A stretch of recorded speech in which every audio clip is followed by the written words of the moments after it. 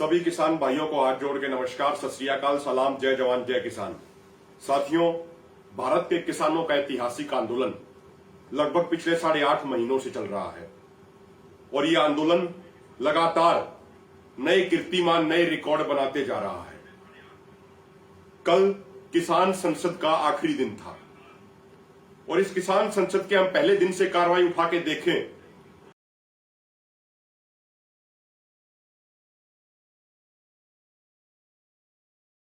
से शांतिपूर्ण रहा और वहां पे उस किसान संसद में साधारण किसानों ने जाके 3 काले कानूनों की कमियों को बताया और उसके बाद एमएसपी गारंटी कानून का क्या महत्व है उसके ऊपर भी बड़े विस्तार से किसानों ने और किसान नेताओं ने चर्चा की। किसान संसद के अंदर तीनों काले कानूनों को रद्द कर दिया गया और एमएसपी गारंटी कानून को पास करने का हुक्म उस संसद को जारी कर दिया गया और आखिर में किसान संसद के अंदर मोदी सरकार के खिलाफ नो कॉन्फिडेंस मोशन भी पास हो गया। यानी किसान संसद ने यह बता दिया कि देश की आम जनता का, देश के किसानों का मोदी सरकार में कोई विश्वास नहीं है और राष्ट्रपति महोदय को तुरंत इस चीज का संज्ञान में लेते हुए मोदी सरकार को बर्खास्त कर देना चाहिए, मोदी सरकार की छुट्टी करके उनको अपने घर भेज देना चाहिए। तो जो ये अनुशासित और शांतिपूर्ण किसान संसद रहा, इसके लिए भारतवर्ष के सभी किसान बधाई के पात्र हैं। ये 80 करोड़ किसानों की मेहनत का परिणाम है। ये आप लोगों ने जो संकल्प लिया था उसी का नतीजा है कि इतना ऐतिहासिक किसान संसद आपने आयोजित किया, जिसकी मिसाल आज पूरी दुनिया में दी जा रही है। सबसे महत्वपूर्ण बात तो ये रही कि इस किसान संसद के दौरान बहुत सारे एमपी आए विपक्ष के, लेकिन ना तो किसी एमपी को मंच दिया गया, ना किसी एमपी को माइक दिया गया। जिस तरीके से उस संसद में जब आम आदमी जाते थे तो उनको विजिटर के तौर पे बैठा दिया जाता था, तो जो हमारी संसद थी, हमारी असली किसान संसद थी, उसके अंदर किसान तो डेलीगेट बने और जो विपक्ष के एमपी आए उनको विजिटर के तौर पे बैठा दिया गया और उन्होंने विजिटर के तौर पे बैठ के देश के असली मालिक यानी किसान की बात को ध्यान से सुना।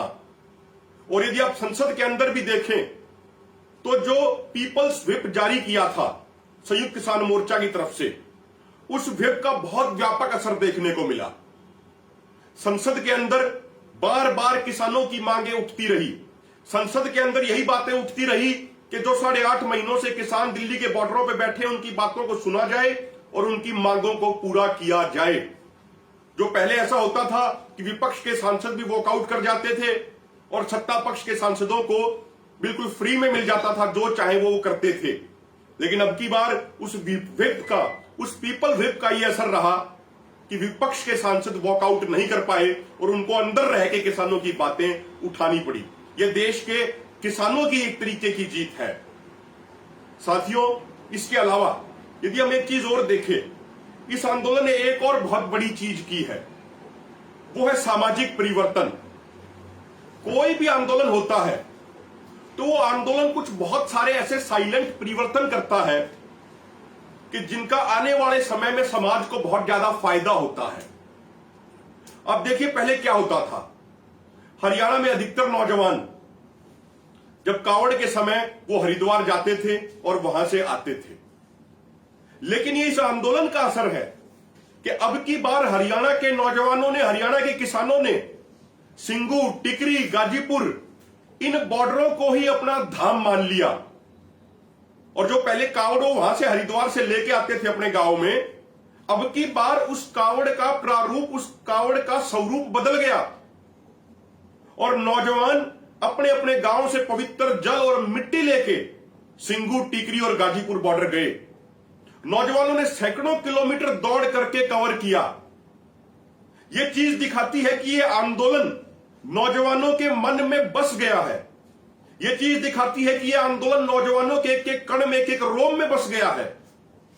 अब नौजवानों ने, अब किसानों ने इस आंदोलन को अपनी करो या मरो की लड़ाई मान लिया है। अब इस चीज ने साफ दिखा दिया कि या तो किसान आंदोलन जीत के अपने गांव में वापस जाएंगे या दिल्ली के बॉर्डरों पे अपनी कुर्बानी दे के वापस जाएंगे, उसके अलावा कोई विकल्प नहीं है। और इतने शांतिपूर्ण तरीके से रोजाना अभी भी वो पूरा सिलसिला चल रहा है कावड़ आने का। 6 तारीख और उससे पहले तो रोजाना के कम से कम 500 गांव से कावड़, चाहे टिकरी हो चाहे सिंगू हो, आते थे।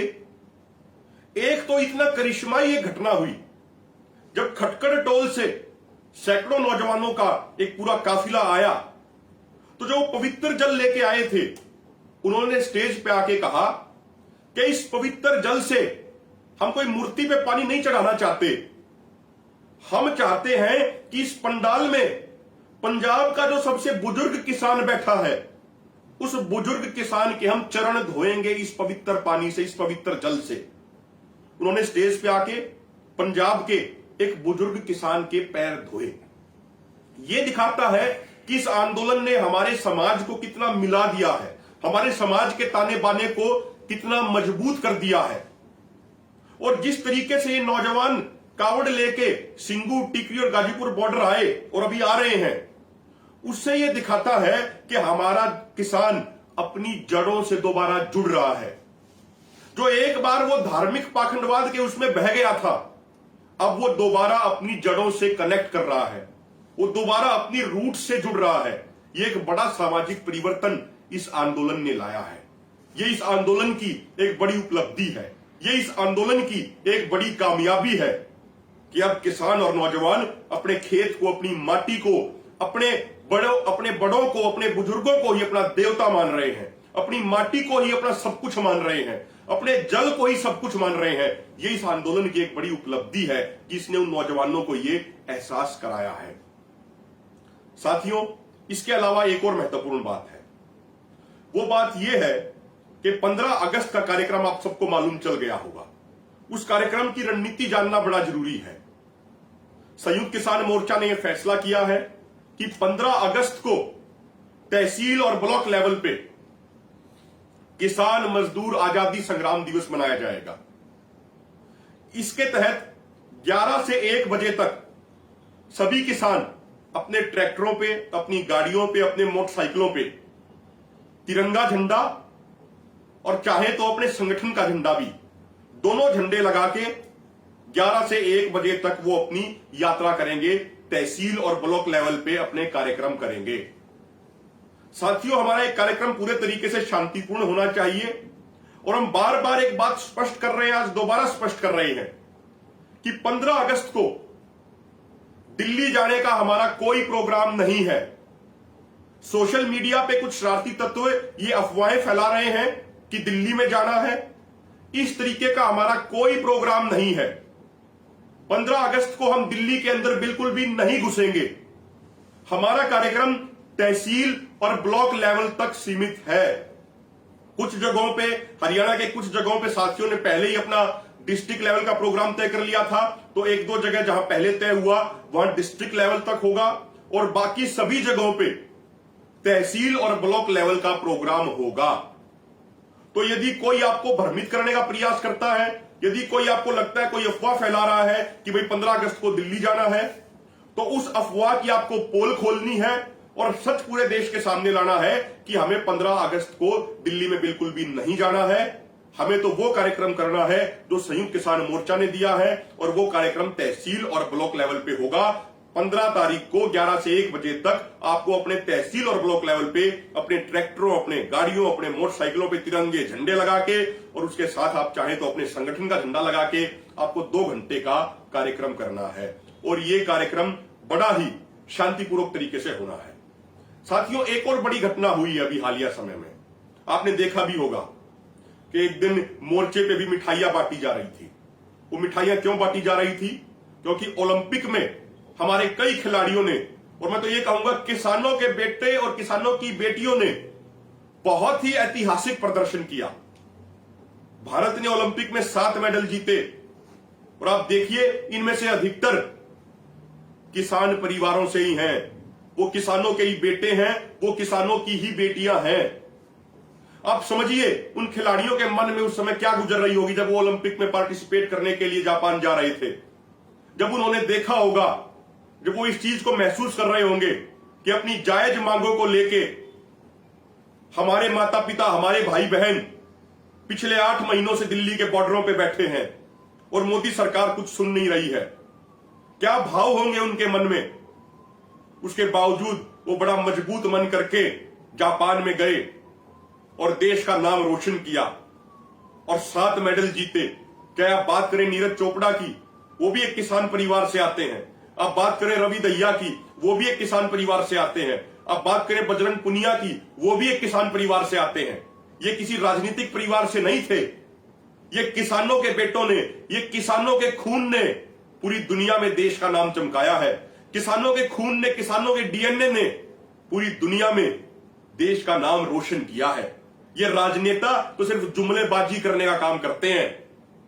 ओलंपिक से पहले, इनके मेडल जीतने से पहले बीजेपी की सरकार ने क्या फैसिलिटी दी इन खिलाड़ियों को, वो उसका पूरे देश को पता है। जब इन खिलाड़ियों ने 1 साल पहले, 6 महीने पहले ट्वीट करके बीजेपी की सरकारों की आलोचनाएं की थी, तो बीजेपी की सरकार ने मेडल जीतने से पहले कोई फैसिलिटी इनको नहीं दी, कोई स्पेशल अरेंजमेंट इनके लिए नहीं दी। लेकिन जब वो किसान के बेटे, जब वो मिट्टी में जन्मे हुए लाल और वो बेटियां, जब वो हम मेडल जीत के आए, तो उस क्रेडिट लेने के लिए बीजेपी के नेताओं में ही आपस में होड़ लग गई। प्रधानमंत्री सबसे पहले भाग रहे हैं, दूसरे मंत्री उसके बाद उनसे पहले भागने की कोशिश कर रहे हैं, सिर्फ क्रेडिट लेने का खेल। लोग क्रेडिट कैसे लेते हैं, उन खिलाड़ियों की फोटो छोटी सी लगाएंगे ये और प्रधानमंत्री की फोटो बड़ी लगा देंगे। इसीलिए हम कहते हैं कि ये प्रधानमंत्री मोदी नहीं है, ये प्रचार मंत्री मोदी हैं। इनको तो बस प्रचार की भूख है, इनको बस प्रचार चाहिए। इन्होंने कुछ किया हो या ना किया हो, बस इनको प्रचार चाहिए। ये काम करेंगे 1 पैसे का और 100 रुपए खर्च कर देंगे प्रचार में। तो हम फिर से उन सभी खिलाड़ियों को बार बार बधाई देते हैं जिन्होंने पूरे मुल्क का नाम पूरी दुनिया में रोशन किया। उन किसानों के लाल का, उन किसानों के खून का, उन किसानों की बेटियों का हम फिर से बहुत बहुत धन्यवाद करते हैं कि उन्होंने एक तरीके से इस किसान मोर्चे का भी मान सम्मान बढ़ाया। जो किसान दिल्ली के बॉर्डरों पे बैठे हैं, उनका भी एक तरीके से पूरे देश में मान सम्मान बढ़ाया। और हम तो पहले दिन से कहते आए हैं, ये किसान कौम ये असली देशभक्त कौम है। किसान खेत में खेत में रह के पूरे देश का पेट भरता है, तो किसान के बेटे जवान देश की रक्षा करते हैं, देश के बॉर्डरों पे तैनात होके। और किसान के ही बेटे बेटियां खिलाड़ी दूसरे देशों में जाके तिरंगा बुलंद करते हैं और देश का नाम चमकाते हैं। तो साथियों, आखिर में आपसे यही विनती रहेगी कि हमारा आंदोलन बड़ा निर्णायक दौर में पहुंच चुका है। 5 सितंबर नजदीक आ रहा है। 5 सितंबर को आपको पता ही है, संयुक्त किसान मोर्चा ने ऐलान कर रखा है, मिशन यूपी के तहत उत्तर प्रदेश के मुजफ्फरनगर में इतनी बड़ी किसान महापंचायत होने वाली है जो पिछले 75 सालों में नहीं हुई होगी। लाखों किसानों का जन सैलाब होगा, उसकी हमें तैयारी करनी है। सभी किसानों को एकजुट होना है और उस किसान महापंचायत को हर मायने में ऐतिहासिक और हर मायने में हमें सफल महापंचायत बनाना है। पूरे शांतिपूर्वक तरीके से करना है और उसके बाद हम वहां से मिशन यूपी का ऐलान करके आंदोलन को उत्तर प्रदेश, मध्य प्रदेश, उत्तराखंड, हर जगह पूरे भारत में हम लेके जाएंगे। कश्मीर से कन्याकुमारी तक का आंदोलन है ये गुजरात से असम तक का आंदोलन है। देश के कोने में यह आंदोलन जाएगा। बस अब हमें कमर कस लेनी है। निर्णायक दौर आ चुका है। कमर कस के दोबारा से एक वही दम लगाने की जरूरत है जो हमने 26 नवंबर को लगाया था। जय जवान, जय किसान। सब तो पहले जिन्ने किसान वीर बैठे ने, गज के बुलाओ वाहेगुरु जी का खालसा, वाहेगुरु जी की फतेह। किसान वीरो, ये बेशक साडे पंजाब वालियां दे समझ ना आया होवे, मेरे भी नहीं आ रहा, मैं पुछ रहा सी, पर ये मोदी नूं ही गालां निकल रही सारियां, सारा कुछ मोदी के खिलाफ ही है। वो समझ लवे, क्योंकि मोदी ने पूरे देश नूं पीड़िया होया है।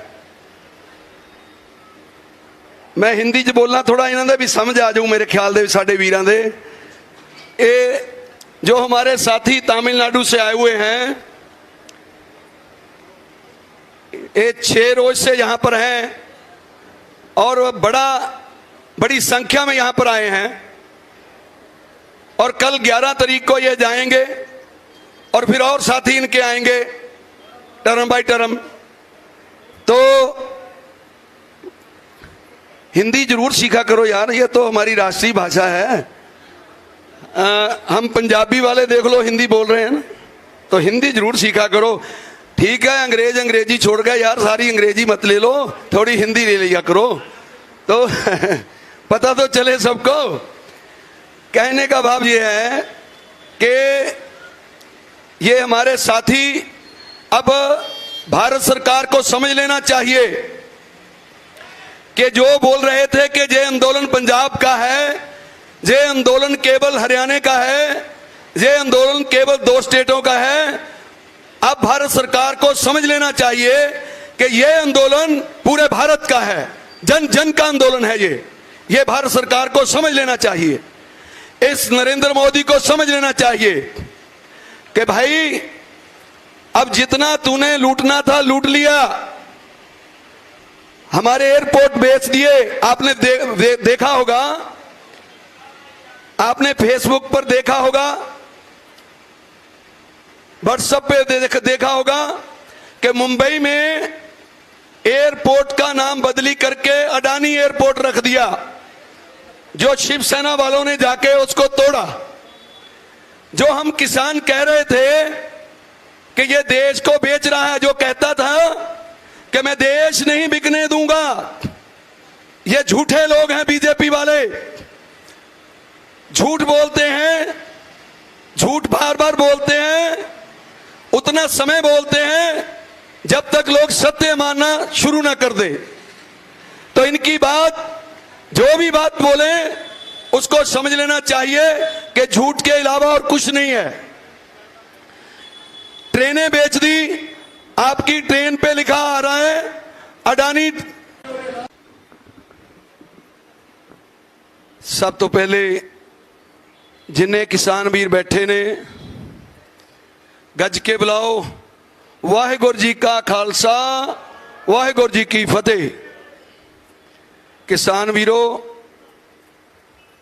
ये बेशक साडे पंजाब वालियां दे समझ ना आया होवे, मेरे भी नहीं आ रहा, मैं पूछ रहा सी, पर ये मोदी नूं ही गालां निकल रही सारियां, सारा कुछ मोदी के खिलाफ ही है। वो समझ लवे, क्योंकि मोदी ने पूरे देश नूं पीड़िया होया है। मैं हिंदी च बोलना, थोड़ा इन्हां दा भी समझ आ जाऊ मेरे ख्याल दे साडे वीरां दे। ये जो हमारे साथी तमिलनाडु से आए हुए हैं, ये 6 रोज से यहां पर हैं और बड़ी संख्या में यहां पर आए हैं, और कल 11 तारीख को ये जाएंगे और फिर और साथी इनके आएंगे टर्म बाय टर्म। तो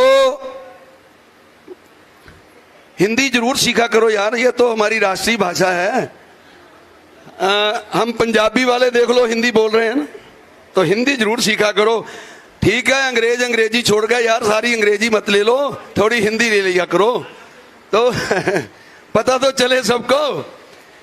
कहने का भाव ये है कि ये हमारे साथी अब भारत सरकार को समझ लेना चाहिए कि जो बोल रहे थे कि ये आंदोलन पंजाब का है, ये आंदोलन केवल हरियाणा का है, ये आंदोलन केवल 2 स्टेटों का है।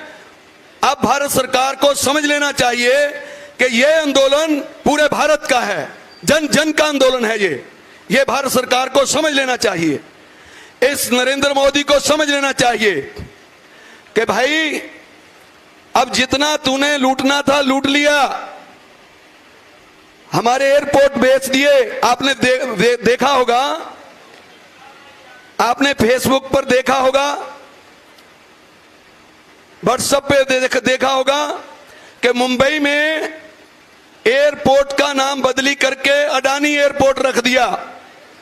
जो शिवसेना वालों ने जाके उसको तोड़ा। जो हम किसान कह रहे थे कि ये देश को बेच रहा है, जो कहता था कि मैं देश नहीं बिकने दूंगा, ये झूठे लोग हैं बीजेपी वाले। झूठ बोलते हैं, झूठ बार बार बोलते हैं, उतना समय बोलते हैं जब तक लोग सत्य मानना शुरू ना कर दे, तो इनकी बात, जो भी बात बोले उसको समझ लेना चाहिए कि झूठ के अलावा और कुछ नहीं है। ट्रेनें बेच दी, आपकी ट्रेन पे लिखा आ रहा है अडानी